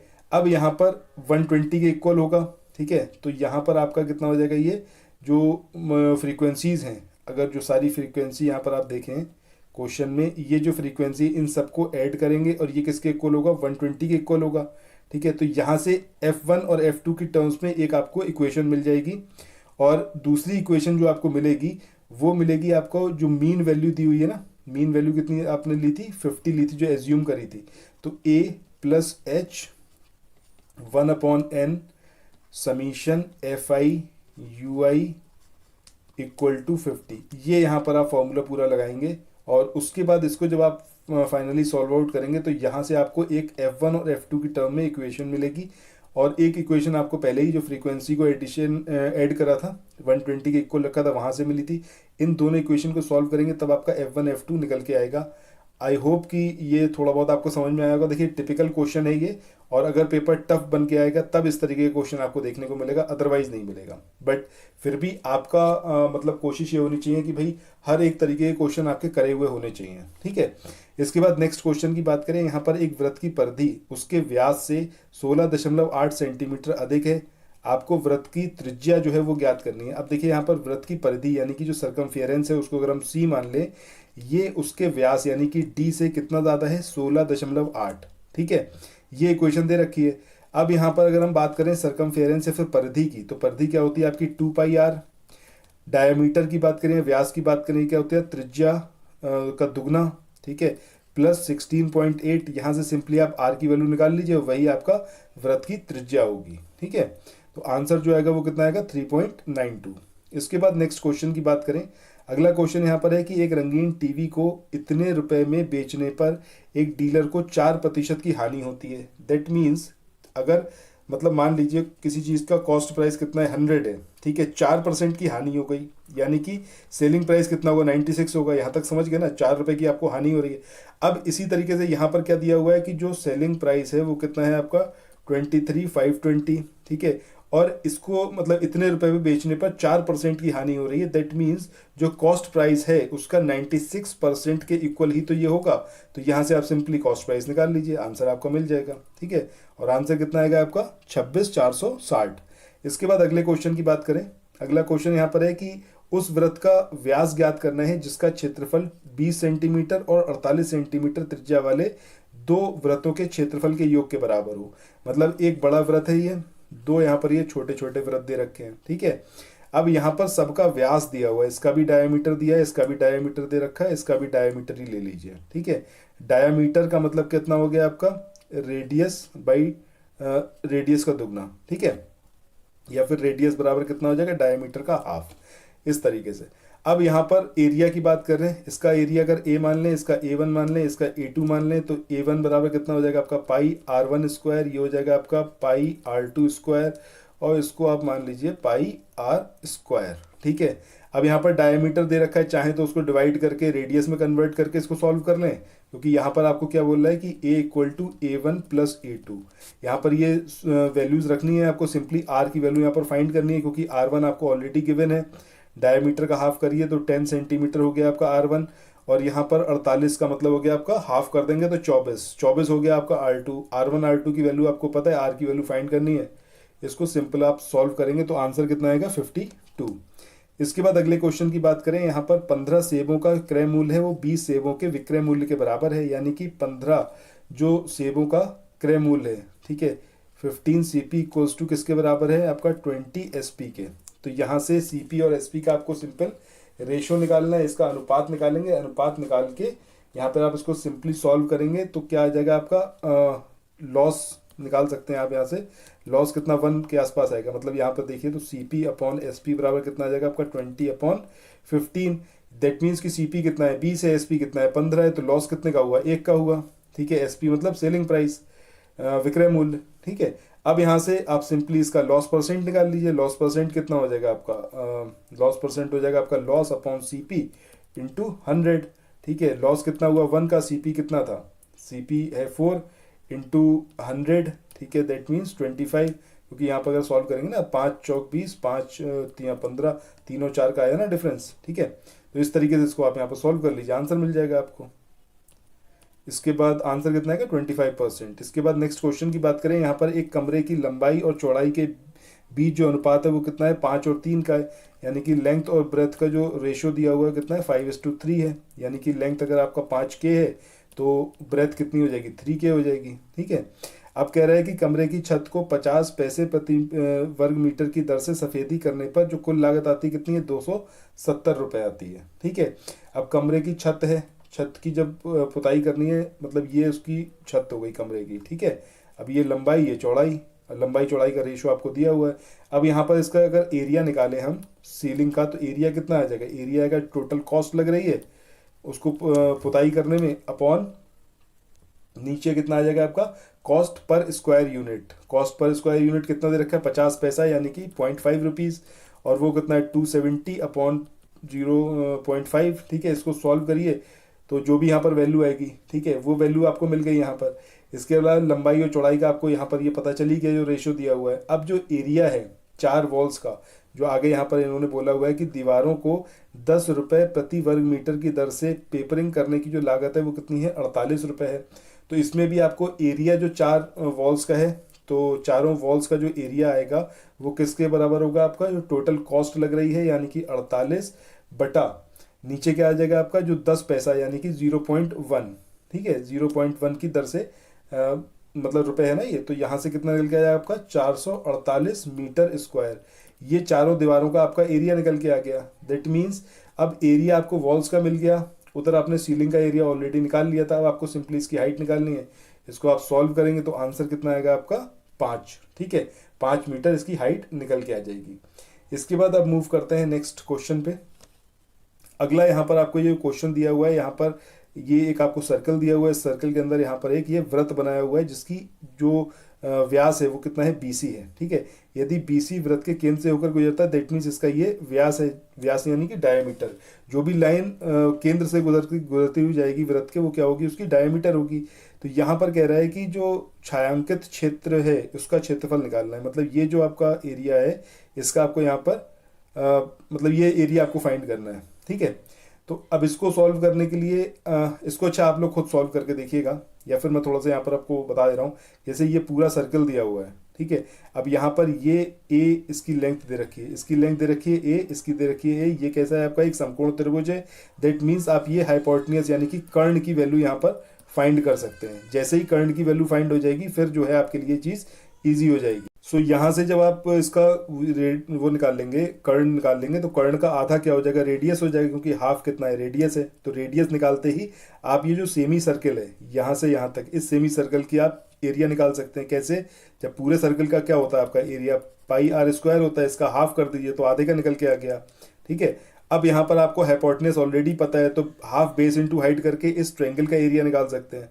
जो आपने सेमी सर्कल का एरिया निकाला था, सेमी सर्कल का एरिया माइनस हो जाएगा क्या आपका जो ट्रायंगल का एरिया है। ठीक है, ट्रायंगल का एरिया, ये जब आप करेंगे तब आपको ये जो शेडेड पोर्शन है इसका एरिया मिल जाएगा। और जो आंसर होगा वो कितना हो जाएगा आपका a²/2 π/2 - 1। इसके तो अगले क्वेश्चन की बात करें, 61 नंबर का जो हमारा क्वेश्चन है इसमें बात करी गई है कि PQRS, ये जो आप देख रहे हैं स्क्रीन पर, ये एक स्क्वायर है। ठीक है, और 4 बराबर वृत्त एक दूसरे को स्पर्श कर रहे हैं जिनके केंद्र वर्ग के जो शीर्ष हैं PQRS, ये इसके केंद्र हैं। मतलब यहाँ पर सेंटर बनाते हुए एक सर्कल बनाया, ऐसे ही दूसरा सर्कल बनाया, तीसरा बनाया और चौथा बनाया। तो यहाँ पर कह रहा है कि वर्ग के भीतर जो छायांकित और अछायांकित यानी कि जो शेडेड पोर्शन है और जो अनशेडेड पोर्शन है वर्ग के अंदर, ठीक है, इसका आपको अनुपात बताना है। तो यहाँ पर देखिए ये कुछ खास मतलब वैसा नहीं है, टफ क्वेश्चन नहीं है। थोड़ा सा ध्यान से अगर देखेंगे तो यहाँ पर आपको करना क्या है, मान लीजिए आपने ये जो स्क्वायर है, ठीक है, ये लेंथ आपने मान ली 2 मीटर या 2 सेंटीमीटर कुछ भी मान लीजिए। तो इसका मतलब हो गया हाफ कितना हो गया, ये हो गया 1। ठीक है, तो इस तरीके से इस वाले सर्कल का आप एरिया निकाल सकते हैं। 1/4 करेंगे तो इस वाले पार्ट का एरिया आपको मिल जाएगा। इस वाले पार्ट का एरिया मिल गया, दैट मीन्स आपको ये मतलब बाकी जो 3 पार्ट हैं ये भी सिमिलर है। तो ये जो एरिया होगा वही ये एरिया होगा, वही ये होगा, वही ये होगा। ठीक है, तो यहाँ से आपको इन सब का एरिया मिल जाएगा। अब जब आपको ये एरिया मिल गया दैट मीन्स कि आपने अनशेडेड पोर्शन का जो एरिया था वो निकाल लिया। ठीक है, जो कि वर्ग के अंदर है। इसके बाद आपको सिंपली क्या करना है कि वर्ग का ये जो स्क्वायर है इसका आपको निकालना है एरिया। इसका एरिया निकाल लीजिए, अनशेडेड पोर्शन वाले एरिया में से उसे घटा दीजिए। ठीक है, तो इसका मतलब क्या हो जाएगा, शेडेड पोर्शन वाला आपको एरिया मिल जाएगा। उसके बाद आपको सिंपली रेशो निकालना है इसका, ठीक है, अनुपात निकालना है। तो इसका जो आंसर आएगा वो कितना आएगा, 3/11। इसके बाद अगले क्वेश्चन की बात करते हैं। अगला क्वेश्चन यहाँ पर क्या है कि 193 के सबसे निकट कौन सी संख्या है जो 18 से विभाज्य है। ठीक है, इसका मतलब क्या है, अगर आप 18 की टेबल पढ़ना शुरू करें या फिर 18 से देखें कि 18 का मल्टीपल कौन सा नंबर है इन सब में, तब आप इसको सिंपली निकाल सकते हैं। ठीक है, तो इसका आंसर क्या आएगा, वैसे भी अगर देखें आप 18 का 10 टाइम्स कितना होगा, 10 टाइम्स होगा 180। इसके बाद एक और टाइम्स अगर इसमें हम ऐड करें तो कितना हो जाएगा, 198। दैट मीन्स ये जो नंबर है ये यहाँ पर इसका आंसर होगा। ठीक है, यही हमसे पूछा था ना कि कौन सी सबसे निकट संख्या है जो 18 से विभाज्य है। इस तरीके से इसको आप सॉल्व कर लीजिए, आंसर आपको मिल जाएगा। इसके बाद नेक्स्ट क्वेश्चन की बात करें, यहाँ पर है कि वह छोटी से छोटी संख्या जिसे 17,760 से गुणा करने पर हमें एक पूर्ण वर्ग संख्या प्राप्त हो जाती है। ये बहुत ईजी क्वेश्चन है, 11,760 इस तरीके से लेंगे और ये आई थिंक आपको पता भी होगा 2 3 करके। मतलब आपको देखना है कि कौन कौन से स्क्वायर हैं जो मतलब कौन कौन से नंबर हैं जिनका स्क्वायर नहीं बन रहा है। ठीक है, मतलब जैसे कि हम 2 से डिवाइड करें तो 5 टाइम्स जाएगा, ठीक है, 8 टाइम्स जाएगा, फिर 8 टाइम्स जाएगा, फिर 0 टाइम्स जाएगा। अब फिर 2 से आपने इसको करा, ठीक है, तो 2 टाइम्स जाएगा, 9 टाइम्स जाएगा, 4 टाइम्स जाएगा, 0 जाएगा। इसी तरीके से अब यहाँ पर ये पेयरिंग होती चली जाएगी। ठीक है, जिसकी पेयरिंग नहीं होगी वहाँ पर एक नंबर अपनी तरफ से आप एज्यूम करिएगा। ठीक है, सपोज अगर 3 की बात कर लें या फिर हम 7 की बात कर लें, ऐसे 2 नंबर इसके अंदर मिलते हैं, तो ये 3 और 7 अपनी तरफ से एक्स्ट्रा एज्यूम करिएगा, इनका जो मल्टीप्लिकेशन होगा वही हमें इस वाले नंबर से मल्टीप्लाई करने पर मतलब मल्टीप्लाई करना होगा। ये करके देखिएगा, ये जस्ट मैंने आपको इमेजिनरी बताया है, जब आप इसको सॉल्व करेंगे तो आपको पता चलेगा। और जो सही आंसर आएगा वो कितना आएगा इसका, सही आंसर आएगा इसमें से कोई नहीं, यानी कि ये जो नंबर आपको यहाँ पर गिवन है 2, 3, 5, इनके अलावा कुछ और नंबर आएगा, ठीक है, जिसको आपको यहाँ पर देखना होगा। इसके बाद आगे चलते हैं नेक्स्ट क्वेश्चन पे। अगला क्वेश्चन यहाँ पर आपको ये द्विघात समीकरण दे रखी है, यहाँ से आपको x की वैल्यू निकालनी है, ठीक है। अब इसमें इसको दो तरीके हैं, ठीक है, या तो आप सीधे जो श्रीधराचार्य वाला रूल है क्वाड्रेटिक इक्वेशन का, आप उसको अप्लाई करके इसका रूट निकाल सकते हैं, या फिर जैसे यहाँ पर 15 और 36 इसको दिया हुआ है ना, तो इसको मल्टीप्लाई करिए, ठीक है, और बीच वाली टर्म को इस तरीके से डिवाइड करिए कि उसका जो मल्टीप्लिकेशन है वो कितना है, इसके बराबर आए इन दोनों को मल्टीप्लिकेशन के, और एडिशन करने पर वो -7x आए, ठीक है। तो ये वाला क्वेश्चन आप करके देखिएगा। क्वेश्चन टफ नहीं है, बस थोड़ा सा कॉम्प्लिकेटेड इसलिए है कि इसमें कैलकुलेशन करनी पड़ेगी, ठीक है। तो आंसर जो आएगा वो 9/5 - 4/3 इसका आंसर आएगा। इसके बाद नेक्स्ट क्वेश्चन की तरफ चलते हैं। अगला क्वेश्चन यहाँ पर k का मान इस प्रकार ज्ञात कीजिए कि समीकरण ये जो दे रखी है इसके मूलों का योग, अच्छा मूलों का योग यानी कि जो सम ऑफ रूट्स है, ठीक है, सम ऑफ रूट ये आपको किसके बराबर दिया हुआ है, उसके उत्पाद के आधे से, यानी कि जो प्रोडक्ट है यानी कि जो मल्टीप्लिकेशन है रूट्स का, ठीक है, उसके आधे के बराबर है, यानी कि मल्टीप्लिकेशन ऑफ रूट्स। ये आपको एक इक्वेशन दे रखी है। अब यहाँ से आपको सम ऑफ रूट निकालना है, यानी कि जो मूल्स हैं, ठीक है, मूलों का योग बराबर 1/2 मूलों का गुणनफल, ठीक है। इसको आप बराबर करेंगे, उसके बाद आप इसको सॉल्व करेंगे तो आपको k की वैल्यू मिल जाएगी। तो यहाँ पर जो इसका आंसर आएगा वो कितना आएगा, 7। इसके बाद आगे चलते हैं। अगला क्वेश्चन यहाँ पर दे रखा है कि 1 को छोड़कर 1520, ठीक है, या फिर 1520 इसके गुणनखंडों का योग कितना होगा। तो इसको भी सॉल्व करिएगा, ये भी इजी क्वेश्चन है, नॉट टफ, ठीक है। तो आंसर जो आएगा वो कितना आएगा, 3719। इसके बाद आगे मूव करें। अगला क्वेश्चन यहाँ पर है कि वह सबसे बड़ी संभावित संख्या ज्ञात करनी है जिससे 76, 132, 160 को विभाजित करने पर शेषफल जो है वो समान रहता है, ठीक है। मतलब उस बड़ी से बड़ी संख्या को ज्ञात करना है जिसे जो है इतने इतने से विभाजित करने पर जो शेषफल है वो प्राप्त होता है। तो ये आपको यहाँ पर बताना है, ठीक है। इसको कोशिश करिएगा, ना आए तो कमेंट सेक्शन में बताइएगा ज़रूर। इसके बाद नेक्स्ट क्वेश्चन की बात करें। यहाँ पर है कि यदि एक आयत और एक वर्ग का परिमाप 80 सेंटीमीटर के बराबर है और उसके क्षेत्रफल का जो अंतर है वो कितना है, 100 स्क्वायर सेंटीमीटर के, तो आपको बताना है कि आयत की भुजा क्या होगी। अब यहाँ पर एक दिया हुआ है, आपको आयत की बात कर रहे हैं, ठीक है, और एक वर्ग की बात कर रहे हैं, और यहाँ पर क्या कह रहा है कि आयत और वर्ग का परिमाप 80 सेंटीमीटर है, यानी कि जो पेरीमीटर है वो कितना है, 80 है, और यहाँ भी पेरीमीटर कितना है, 80 है, ठीक है। अब इसके बाद कह रहा है कि उनके क्षेत्रफल का जो अंतर है, मतलब इसको A1 मान लें, इसको A2 मान लें, तो A1 माइनस A2 या फिर डिफरेंस ये किसके बराबर है, आपका 80 के बराबर है, ठीक है। उनका जो अंतर है वो कितना है, 100 के बराबर है, ठीक है। अब इसके बाद कह रहा है भुजा आपको ज्ञात करनी है।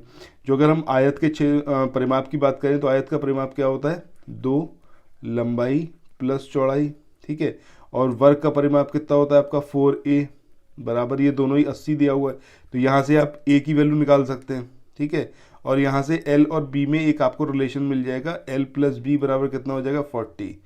अब यहाँ पर जो एरिया वाला फॉर्मूला होता है, जैसे इसमें तो वर्ग की बात करें तो a² हो जाएगा डिफरेंस, यहाँ पर कितना हो जाएगा आपका लंबाई गुणा चौड़ाई, तो यहाँ से आपको a की वैल्यू तो पता है, तो a की वैल्यू उठा के यहाँ पर रखेंगे, इक्वल टू 100 करेंगे, यहाँ से आपको जो l × b है इसकी वैल्यू मिल जाएगी, ठीक है, और l + b की वैल्यू आपको ऑलरेडी मिल गई। दो इक्वेशन मिल गई, दो अननोन है, दोनों को सॉल्व करिएगा, then you will get the answer, ठीक है। आंसर कितना आएगा, 25 और 15 सेंटीमीटर।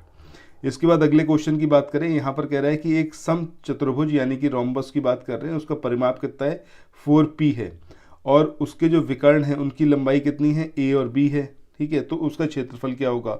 यानी कि एक ये यहाँ पर दिया हुआ है आपको रोम्बस, ठीक है, ये हो गया इसके विकर्ण, ये ए और ये हो गया बी। अब देखिए जो इसका एरिया होगा वो सिंपली क्या हो जाएगा, आपका जो विकर्णों की जो लंबाई होती है उसको मल्टीप्लाई करिए, डिवाइडेड बाई 2 करिए, वही आपका क्या हो जाएगा, एरिया हो जाएगा रोम्बस का। अब यहाँ पर जो आपको P एक्स्ट्रा में दिया हुआ है, या फिर हम कहें तो इसका जो परिमाप दिया हुआ है रोम्बस का 4P, इसका कुछ भी यहाँ पर लेना देना नहीं है, ये सिर्फ आपको डिस्ट्रैक्ट करने के लिए दिया हुआ है, ठीक है। यहाँ पर इसकी ज़रूरत ही नहीं, बिना इसके ही सॉल्व किया जा सकता है। इसके बाद आगे मूव करते हैं नेक्स्ट क्वेश्चन पे। अगला जो यहाँ पर क्वेश्चन है, जैसा आप ये फिगर देख रहे हैं, इस फिगर में AC और BD ये 4√2 सेंटीमीटर दिया हुआ है, यानी कि AC दिस वन, ठीक है, एंड BD ये दिया हुआ है आपको कितना, 4√2। अब इसके बाद क्या कह रहा है कि AE और DE, ये जो AE है ये चीज़ और जो DE है ये चीज़, ये कितना है आपका 2.5 सेंटीमीटर। तो यहाँ पर कह रहा है कि संलग्न आकृति ABCDE, अब ये पूरे का आपको एरिया फाइंड करना है।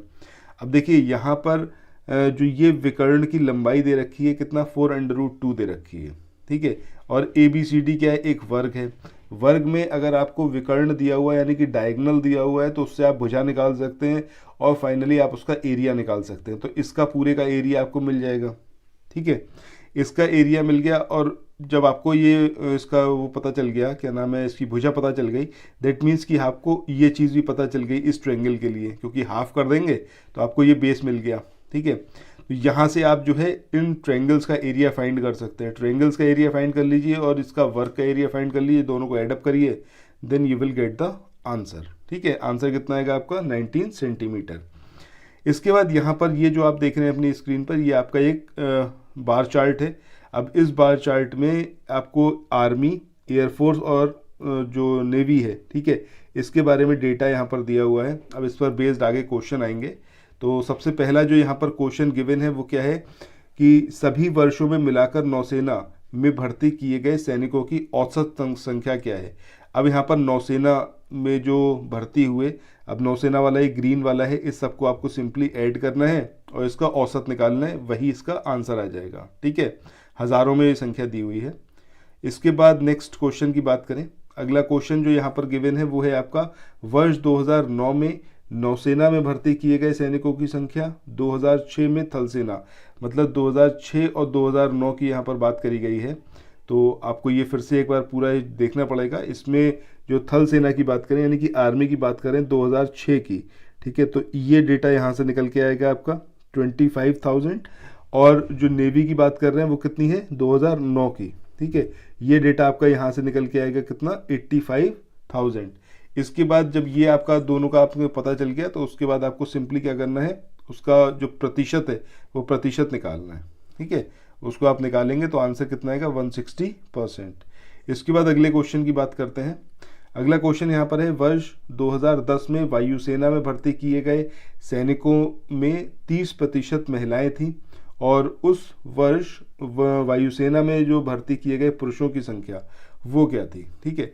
तो यहाँ पर आपको वही डेटा आपको फिर से चेक करना होगा कि 2009 में जो वायुसेना में भर्ती हुए टोटल सैनिक, उसमें उसका 30% निकाल दीजिएगा, वही क्या है आपका जो वुमेन्स उसके अंदर एंटर हुई, ठीक है, वो डेटा आप निकाल लीजिए।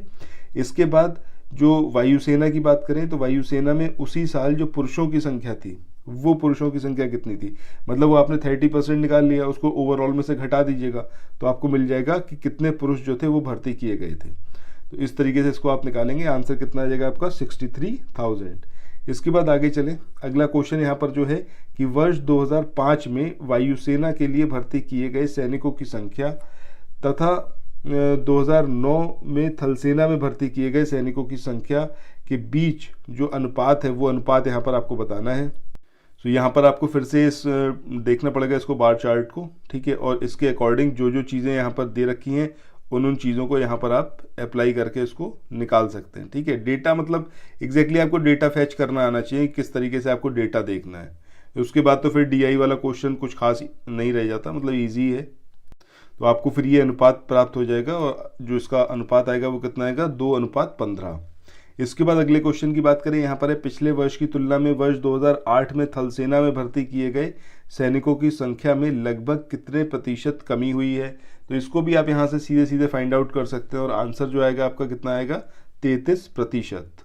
सो मैथ वाला सेक्शन दोस्तों यहाँ पर एंड हो रहा है। इसके बाद हम स्टार्ट करते हैं ग्रामीण परिवेश। अब उससे पहले यहाँ पर एक इम्पॉर्टेंट अनाउंसमेंट आप लोगों के लिए फिर से मैं रिपीट कर रहा हूँ कि ये जो आपको नंबर दिखाई पड़ रहे हैं अपनी स्क्रीन पर, ये व्हाट्सएप नंबर है। यहाँ से आप पीसीएस और जो लेखपाल का कोर्स है उसको परचेस कर सकते हैं। ज्ञान सर का ये व्हाट्सएप नंबर दिया हुआ है, इसके थ्रू भी आप जानकारी प्राप्त कर सकते हैं। अभी तक आपने जो अगर सारे क्वेश्चंस कवर अप किए हैं तो आपको लेवल समझ में आया होगा टेस्ट का, और जो प्रीवियस टेस्ट ऑलरेडी अपलोड हो चुके हैं उनको भी ज़रूर लगा कर देखिएगा। और अगर आपका स्कोर ज़्यादा नहीं आ रहा है, यानी कि तकरीबन आप समझ के चलिए कि 60% अगर आप स्कोर नहीं कर पा रहे हैं, और अपने आप को सही से एवेल्युएट करिएगा। ये नहीं कि आंसर देखने के बाद आप अपने आप को एवेल्युएट कर रहे हैं, ये प्रोसेस नहीं है। पहले आप क्वेश्चन लगा कर देखिए, अगर आपसे क्वेश्चन नहीं लग रहा है तो उसको आप ये मानिए कि आप नहीं लगा पा रहे हैं, ठीक है, तभी आप अपने आप को सही से जज कर पाएंगे। और अगर ऐसा है कि 60% से बिलो है तो मैं आपको 100% सजेस्ट करूंगा कि आप लोग लेखपाल का ज़रूर परचेस करिए कोर्स, बहुत ज़्यादा आपको इसमें बेनिफिट होगा। इन केस आप नहीं इतना मॉनेटरी इन्वेस्ट कर सकते हैं तो एटलीस्ट जो हमारे ये फ्री इनिशिएटिव हैं, ये टेलीग्राम ग्रुप के लिंक्स यहाँ पर दिए हुए हैं। ये लेखपाल के लिए कोई सीरीज़ चलती है, हमारा जो ग्रुप है टेलीग्राम पर, और ये यूपी पीसीएस का, इसको ज़रूर ज्वाइन करिए। ये ज्ञान सर ने स्पेशली आप लोगों के लिए इसको बनवाया है। और देखिए हर एक चीज़ में इन्वेस्टमेंट होता है। ये जो ग्रुप चला रहे हैं तो इसमें भी इन्वेस्टमेंट है, ह्यूमन रिसोर्स लगता है, और आप समझिए चीज़ों को, अपने आप नहीं हो रहा ये, दिस इज़ नॉट रोबोटिक, ठीक है, तो उसकी रिस्पेक्ट ज़रूर करिए। ये तो फ्री इनिशिएटिव है, इसको तो एटलीस्ट आपको ज़रूर ज्वाइन करना चाहिए। अगर आप सीरियस कैंडिडेट हैं और आपको लगता है कि हाँ आपको आगे जाके सरकारी नौकरी करनी है तो ये तो आप 110% इसको ज्वाइन करिए, क्योंकि ये फ्री इनिशिएटिव है, इसके अंदर कुछ भी इन्वेस्टमेंट नहीं है। और सिर्फ ज्वाइन मत करिएगा, इसमें पार्टिसिपेट करना बहुत ज़रूरी है, ठीक है। जब भी कोई क्विज आती है उसमें पार्टिसिपेट करिए और अपने आप को एवेल्युएट करिए कि आप कहाँ पर स्टैंड कर रहे हैं। आइए फिर अब जो है मूव करते हैं अपने नेक्स्ट सेक्शन पे। अगला जो यहाँ पर सेक्शन है वो है आपका ग्राम समाज वाला। तो यहाँ पर पहला क्वेश्चन है कि 73वें संविधान संशोधन अधिनियम होना चाहिए था यहाँ पर, ठीक है, में अनुसूचित जाति है और अनुसूचित जनजाति के लिए कितनी सीटें आरक्षित हैं, ये आपको यहाँ पर बताना है कि कितनी सीटें आरक्षित हैं। सो इसका जो सही आंसर होगा वो क्या होगा, उनकी जनसंख्या के अनुपात में आरक्षण दिया गया है। जो 73वां संविधान संशोधन अधिनियम था उसमें अनुसूचित जाति और अनुसूचित जनजाति के लिए जो सीटों का आरक्षण दिया गया है वो उनकी जनसंख्या के अनुपात में दिया गया है, ठीक है, याद रखिएगा, वेरी इंपॉर्टेंट। इसके बाद नेक्स्ट क्वेश्चन की बात करें, यहाँ पर है कि एक वर्ष में ग्राम सभा की कम से कम कितनी बैठक होनी चाहिए या फिर होती है, 1, 2, 3 या फिर निश्चित नहीं है। तो सही आंसर क्या आएगा इसका, 2। इसके बाद अगले क्वेश्चन की बात करते हैं। यहाँ पर है कि एक क्षेत्र पंचायत की रचना के संबंध में दिए गए कथनों पर विचार करें। पहला, इसमें लोकसभा और राज्य विधानसभा के सदस्य जो उन निर्वाचन क्षेत्रों का प्रतिनिधित्व करते हैं शामिल होते हैं। दूसरा, राज्यसभा के सदस्य और राज्य की विधान परिषद के सदस्य जो खंड रजिस्ट्रीकृत हों शामिल होते हैं, यानी कि जो उस ब्लॉक में रजिस्टर्ड हों वो भी इसमें शामिल होते हैं। तो ये दोनों ही स्टेटमेंट यहाँ पर करेक्ट हैं। तो आंसर जो होगा हमारा वो कौन सा हो जाएगा, बोथ, यानी कि दोनों, ठीक है, पहला स्टेटमेंट दूसरा स्टेटमेंट।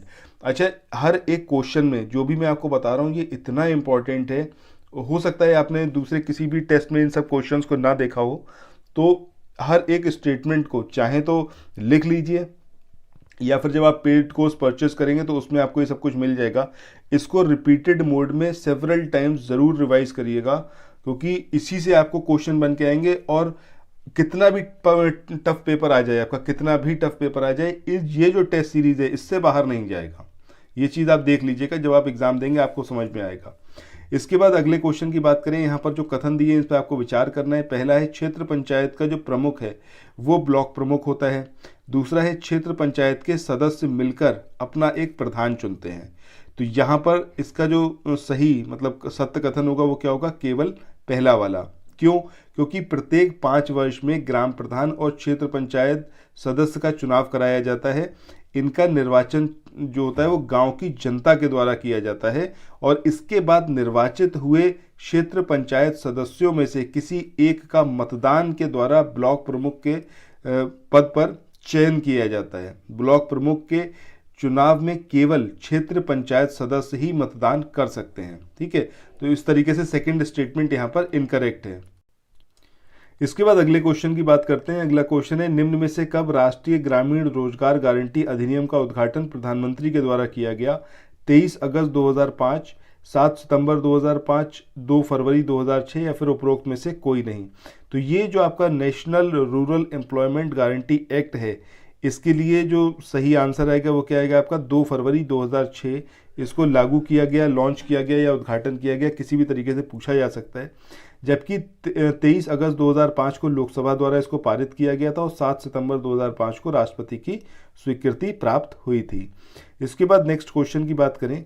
यहाँ पर बात करी गई है कि निम्न में से कौन सा कथन भारत निर्माण सेवक इसके संबंध में असत्य है? पहला, यहाँ पर सरकार के कल्याण तथा विकास कार्यक्रमों के प्रभावी कार्यान्वयन में योगदान के लिए प्रतिबद्ध व्यक्ति नियुक्ति के लिए ग्राम पंचायत में आवेदन कर सकता है, ये स्टेटमेंट सही है। दूसरा, यहाँ पर व्यक्ति की आयु कम से कम 21 वर्ष होनी चाहिए, दिस इज इनकरेक्ट।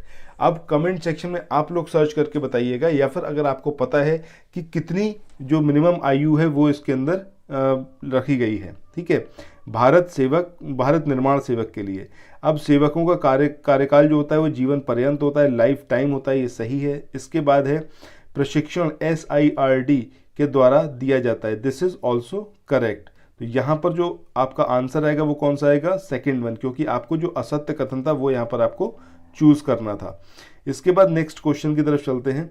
अगला क्वेश्चन यहाँ पर गिवन है, भारत सरकार द्वारा राष्ट्रीय किसान आयोग इसका गठन कौन से वर्ष में किया गया? 2001, 2002, 2003 या फिर 2004? तो सही आंसर क्या आएगा? 2004। इसके बाद अगले क्वेश्चन की बात करें, निम्न में से कौन सी सहकारी खेती का एक प्रकार है? अब ये सहकारी काश्तकारी खेती है, सहकारी सामूहिक खेती है, सहकारी बेहतर खेती है या फिर उपरोक्त सभी? तो ऑब्वियस सी बात है कि इसका आंसर क्या आएगा? उपरोक्त सभी। इसके बाद आगे चलें, इससे पहले आप लोगों से एक रिक्वेस्ट है कि देखिए, अगर आपने अभी तक इस चैनल को सब्सक्राइब नहीं करा है और जो ये टेस्ट सीरीज़ है इसको आप फॉलो नहीं कर रहे हैं, या फिर ऐसा है कि आप डेडिकेटेडली टेस्ट को नहीं परफॉर्म कर रहे हैं, मतलब टेस्ट जस्ट देखा, 5 मिनट देखा और आपने स्किप कर दिया, तो अगर आप ऐसा कर रहे हैं कि 5 मिनट देख के आप स्किप कर रहे हैं, या आपका कोई फ्रेंड है, चाहे इस वाली टेस्ट सीरीज़ की बात करें या हम किसी और टेस्ट सीरीज़ की बात करें, तो अगर आपको टेस्ट का लेवल ठीक लग रहा है, मतलब अगर आपको लग रहा है ये आपके लिए बेनिफिशियल है, तो आपको 100% उस टेस्ट को कंप्लीट परफॉर्म करना चाहिए, अदरवाइज आप अपना टाइम वेस्ट कर रहे हो। दूसरी चीज़, अगर आप डरते हो कि यार मेरा स्कोर कितना है, कई बार होता है ना कि जब आप टेस्ट देना स्टार्ट करते हो तो आपको लगता है कि अरे यार नंबर नहीं आ रहे, ये तो इसमें बहुत ज़्यादा मेरे गलत हो रहे हैं, अभी मैं और पढ़ लेता हूँ फिर मैं टेस्ट दूंगा। दोनों ही कंडीशन में आप गलत कर रहे हैं। जब आप एक बार टेस्ट स्टार्ट करें, या तो आप स्टार्ट मत करिए, लेकिन जब आप स्टार्ट कर रहे हैं उसको कंप्लीट परफॉर्म करिए, तब आपको पता चलेगा कि आपका लेवल क्या है। अपना लेवल जानना ये बहुत ज़रूरी है, तभी आप देखिए, जब तक रियलिटी आपको समझ में नहीं आएगी आप उस पर वर्कआउट नहीं कर पाएंगे, और जहाँ तक आपको पहुँचना है, जो आपका मेन टारगेट है गवर्नमेंट जॉब को, उसको तभी आप सिक्योर कर पाएंगे जब आप अपनी कमियों को पहचान पाएंगे। उसी के लिए ज़रूरी है कि आप ज़्यादा से ज़्यादा टेस्ट दीजिए, और जो भी टेस्ट दीजिए उसको पूरी शिद्दत से दीजिए, ऐसे सिर्फ ऐसे नहीं कि आपको जस्ट देने के लिए टेस्ट देना है। ठीक है, और कमेंट सेक्शन में अपना स्कोर ज़रूर बताइएगा। अब चलते हैं अगले क्वेश्चन पे। यहाँ पर दिया हुआ है कि निम्न अंतर्राष्ट्रीय कृषि अनुसंधान संस्थान एवं देश का जो युग्म है वो कौन सा है जो कि यहाँ पर सुमेलित नहीं है? पहला है coarse grain pulse root tuber centre, ये कहाँ पर? इंडोनेशिया में। दूसरा है international centre for potato, Peru.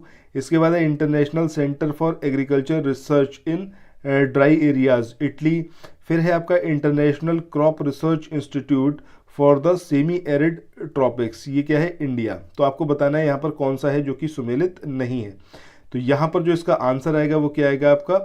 International centre for agriculture research in dry areas, ये इटली में नहीं है, कहाँ पर है? सीरिया में है। ठीक है, ये चीज़ यहाँ पर याद रखनी है। अब अगर इसको आप थोड़ा सा वैसे भी देखें तो यहाँ पर इटली जो है ये आपका ठंडे वाले एरिया में आ जाएगा जब आप मैप में देखेंगे इटली को। ठीक है, जबकि सीरिया जो है उससे कहीं ज़्यादा दूर है, और ये मतलब आपका किस में आएगा? ड्राई एरिया में आ जाएगा। तो उस तरीके से भी आप इसको देख सकते हैं। बहरहाल आंसर इसका यही आएगा। इसके बाद आगे चलें अगले क्वेश्चन पे। यहाँ पर है कि जो ये संपत्ति का अधिकार है भारत में, संपत्ति का अधिकार ये है क्या? विधिक अधिकार है, सामाजिक अधिकार है, पैतृक है, या फिर ये मौलिक अधिकार है? तो देखिए फंडामेंटल राइट से इसको हटाया जा चुका था, अगर आपको पता हो इसको विधिक अधिकार में शामिल किया गया था। कौन से अमेंडमेंट के थ्रू करा गया था, कमेंट सेक्शन में आप लोगों से एक्सपेक्टेशन है कि आप लोग बताएंगे। इसके बाद अगले क्वेश्चन की बात करें, निम्न में से किससे छोटे खसकों का जो मापन है वो किया जाता है? ये फीते से किया जाता है, लकड़ी की छड़ से किया जाता है, इस्पात टेप से, या फिर साधारण चेन से। ठीक है, जो छोटे कसक होते हैं उसके बारे में यहाँ पर बात हो रही है। तो सही आंसर क्या आएगा आपका? साधारण चेन से उसका मापन किया जाता है। इसके बाद अगले क्वेश्चन की बात करें, यहाँ पर है उत्तर प्रदेश राजस्व विभाग के किस अनुभाग का कार्य जो है वो लेखपाल प्रशिक्षण विद्यालयों की स्थापना करना है? अब ये अनुभाग 1 है, 2 है, 4 है, या फिर 6 है। अब देखिए आप तैयारी ही इसी की करने जा रहे हैं, लेखपाल का ही एग्जाम देंगे, फाइनली लेखपाल बनेंगे, तो इसका जो ट्रेनिंग सेंटर है या ट्रेनिंग स्कूल है इसको कौन स्थापित करता है? तो अनुभाग 4 का ये काम है जो राजस्व विभाग का सेक्शन 4 है। ठीक है, इसके बाद अगले क्वेश्चन की बात करें, निम्न में से कौन सा एक कानूनी दस्तावेज है जिसमें किसी गांव के जमीन के टुकड़ों और उस पर उगाई जा रही फसलों का विवरण लिखा होता है? अब ये खेवट है, खातावही है, खसरा है, या फिर ये दाखिल खारिज है? तो यहाँ पर किसके मतलब जो फसल वगैरह है उस सबका पूरा विवरण उस पर दिया होता है, तो ये होता है आपका खसरा। इसके बाद अब जो है मूव करते हैं नेक्स्ट क्वेश्चन पे। इसके बाद अगले क्वेश्चन की बात करें, निम्न में से कौन सा लेखपाल का कार्य है? पहला है तहसीलदार द्वारा निर्धारित की गई तिथि पर प्रत्येक मास में तहसील में उपस्थिति देना या फिर उपस्थित होना, सही है। दूसरा है आपदा से संबंधित रिपोर्ट रजिस्ट्रार कानूनगो को देना, दिस इज ऑल्सो करेक्ट। इसके बाद है पशुओं के संक्रामक रोग के फैलने पर उसकी रिपोर्ट जो है वो पशु चिकित्सक अधिकारी को देना, दिस इज ऑल्सो करेक्ट। तो आंसर क्या आएगा आपका? उपरोक्त सभी। ये सभी आपके कार्य रहेंगे, इसके अलावा भी बहुत सारे कार्य हैं, बट ये जो है यहाँ पर जो आपने देखे ये आपके कार्य रहेंगे जो आप लेखपाल बन जाएंगे। इसके बाद अगला है, निम्न में से कौन सा स्वयं अधिकार अभिलेख नहीं है किंतु अधिकार अभिलेख की आधारशिला है? अब ये खसरा है, खतौनी है, खेवट है, या फिर ये खातावही है? तो सही आंसर क्या आएगा आपका? खसरा। इसके बाद आगे चलें, अगला क्वेश्चन यहाँ पर है कि चकबंदी के प्रकार से संबंधित कथनों पर यहाँ पर विचार करना है। पहला है, यदि किसान अपनी इच्छा से चकबंदी कराने को तैयार हो जाए तो इसे ऐच्छिक चकबंदी कहते हैं। ठीक है। दूसरा है यहाँ पर अनिवार्य चकबंदी के रूप में आंशिक अनिवार्यता एवं पूर्ण अनिवार्यता चकबंदी। ठीक है, तो यहाँ पर आपको बताना है कि उपरोक्त में से कौन सा कथन है जो कि सत्य है। तो यहाँ पर सही आंसर क्या होगा? सेकंड, यानी कि जो दोनों ही स्टेटमेंट है, सेकंड मैंने गलत बोल दिए, दोनों बोथ। ठीक है, दोनों जो है वो यहाँ पर स्टेटमेंट सही है। पहला स्टेटमेंट भी सही है चकबंदी से रिलेटेड, और दूसरा स्टेटमेंट भी यहाँ पर करेक्ट है। इसके बाद आगे चलते हैं अगले क्वेश्चन पे। अगला क्वेश्चन है, उत्तर प्रदेश कौशल सतरंग योजना निम्न में से किस वर्ष स्टार्ट हुई? 2018, 19, 20 या फिर 2021? तो सही आंसर क्या आएगा? 2020। अब ये जो कौशल सतरंग योजना है, जैसा आपका नाम है इसका कौशल, तो ऑब्वियस ही बात है ये ट्रेनिंग से रिलेटेड है। तो इसके द्वारा युवाओं को नौकरी के अवसर प्रदान किए जाने का प्रावधान किया गया है। दूसरी बात, प्रत्येक जिले के सेवा योजन कार्यालय में मेगा जॉब फेयर का आयोजन एवं ट्रेनिंग का काम IIT कानपुर के विशेषज्ञों के द्वारा किया जाना प्रस्तावित है। ठीक है, या फिर प्रावधानित है। इसके बाद नेक्स्ट क्वेश्चन की बात करते हैं। यहाँ पर है, परिवार बच्चों सहित अथवा बच्चों सहित पति पत्नी का लगभग एक स्थायी समिति या संघ है। ये जो कथन है ये किसके द्वारा दिया गया? इलियट के द्वारा, मजूमदार के द्वारा, ऑर्गबर्न, निमकॉक के द्वारा, या फिर ये मेरिल है? तो यहाँ पर ये जो स्टेटमेंट है किसके द्वारा दिया गया? ऑर्गबर्न, निमकॉक के द्वारा। इसके बाद नेक्स्ट क्वेश्चन की बात करें कि एक संयुक्त परिवार वह परिवार है जिसमें कम से कम कितने से अधिक पीढ़ियों के सदस्य जो हैं वो एक साथ एक ही घर में रहते हैं। मतलब संयुक्त परिवार की डेफिनेशन के से रिलेटेड है।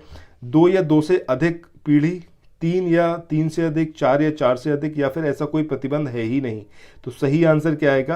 3 या 3 से अधिक पीढ़ी जब एक घर में मतलब एक छत के नीचे एक साथ रहते हैं तो वही क्या है आपका? एक सामूहिक परिवार है। इसके बाद आगे चलें, अगला क्वेश्चन यहाँ पर है, उत्तर प्रदेश व भारत में प्रथम नियमित दूध संघ की स्थापना लखनऊ में किस वर्ष की गई? 1929 में, 38 में, 47 में, या फिर 57 में? तो सही आंसर क्या आएगा? 1938 में की गई थी लखनऊ में। इसके बाद आगे बढ़ें नेक्स्ट क्वेश्चन पे। अगला क्वेश्चन है 96 नंबर का कि गांव में जल प्रदूषण का कौन सा स्रोत नहीं है? भूमि कटाव, पशुओं के जलाशयों में नहाने से, लाउड स्पीकर के द्वारा ध्वनि से, मानव अवशिष्ट एवं वहित मल के द्वारा। तो देखिए ऑब्वियस सी बात है, आपको समझ में आया हो कि लाउड स्पीकर का कोई रोल ही नहीं है, क्योंकि वो ध्वनि प्रदूषण से रिलेटेड है, जल प्रदूषण से नहीं है। इसके बाद अगले क्वेश्चन की बात करें, पर्यावरण सुरक्षा अधिनियम ये कब बना था? 1986 में बना, या फिर 76 में बना, 50 में बना, या फिर 88 में? तो ये तो इतना इजी क्वेश्चन है क्योंकि आपने हर एक दूसरे एग्जाम में देखा होगा इसको। Environmental protection act 1986। इसके बाद 98 नंबर के क्वेश्चन की बात करते हैं, निर्मल ग्राम योजना का संबंध निम्न में से किससे है? मलमूत्र, ठोस एवं अर्ध ठोस कचरे के स्वच्छ निस्तारण से, स्वच्छ पेयजल आपूर्ति से, विवाद रहित ग्राम से, या फिर उपरोक्त में से कोई नहीं। तो जैसा इसका नाम है तो आपको समझ में आ रहा होगा कि मलमूत्र, ठोस एवं अर्ध ठोस कचरे के स्वच्छ निस्तारण से रिलेटेड है ये, क्या आपका निर्मल ग्राम योजना।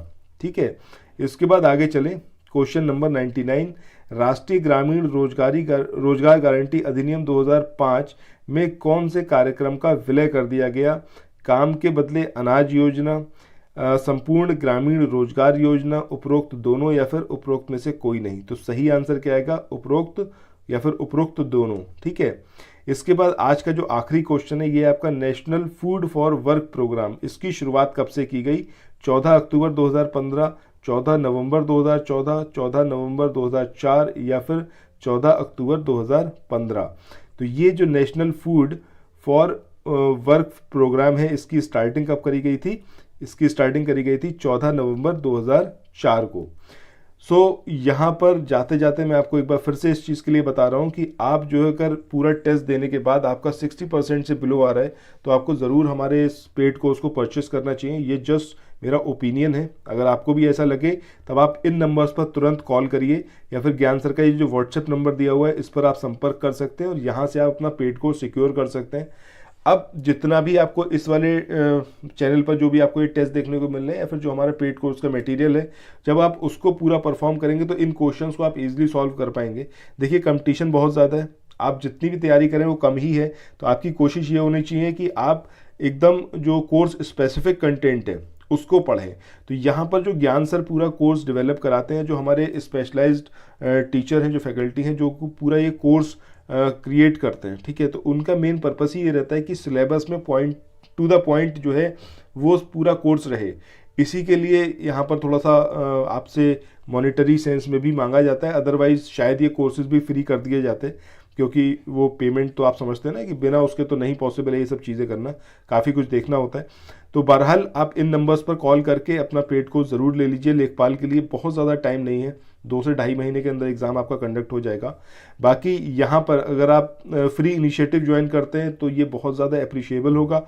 ये जो यहाँ पर आप देख रहे हैं ग्रुप्स, ठीक है, टेलीग्राम ग्रुप के लिंक हैं डिस्क्रिप्शन बॉक्स में आपको मिल जाएंगे, वहाँ से जाकर इनको ज्वाइन करिए और यहाँ से आप जो है लेखपाल की क्विज़ इसको परफॉर्म करना स्टार्ट करिए। और यूपी पीसीएस के लिए प्रयासरत है तो इस वाले टेलीग्राम ग्रुप पर, इसका लिंक भी आपको नीचे डिस्क्रिप्शन बॉक्स में मिल जाएगा, वहां पर जाकर आप खूब सारा क्विज लगाइए। और ये जो क्विज लगाएंगे इसका बेनिफिट आपको लेखपाल के एग्जाम में भी होगा, ठीक है, क्योंकि जीएस तो मतलब लेवल का फर्क कह सकते हैं, अदरवाइज तो जीएस तो वही है, ठीक है। तो एक 25 नंबर के क्वेश्चन जो आपके लेखपाल में आते हैं उसमें भी आपको बेनिफिट मिलेगा। तो मेरा सजेशन ये रहेगा कि दोनों ही आप ज्वाइन करिए।